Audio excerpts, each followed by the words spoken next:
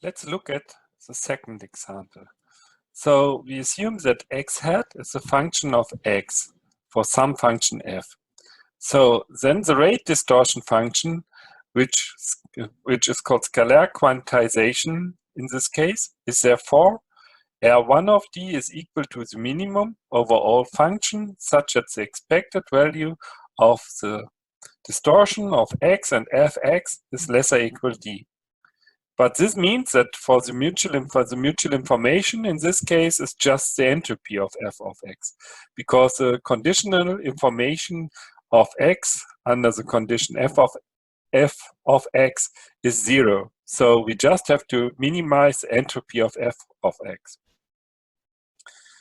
So this is called entropy-coded quantizer. So we look at a very simple example.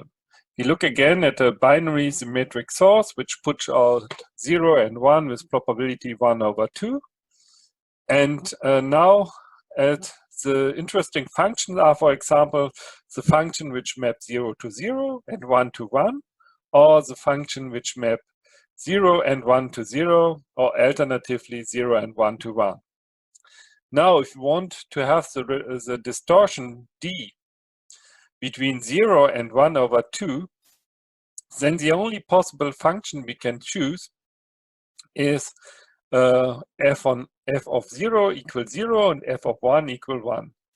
And then you have the entropy of 1/2, and of course this is 1. So in this case, the R1 of d is equal 1.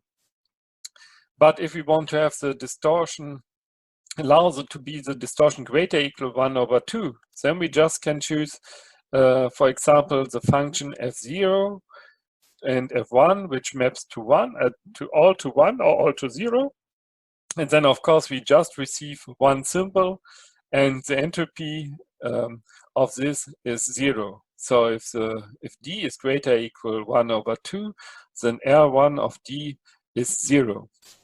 So what we get is somehow we get a discontinuous function in d, because as long as d is smaller than 1/2, then the rate, the minimum over all functions there is 1, and if d is greater equal 1/2, then the rate is 0.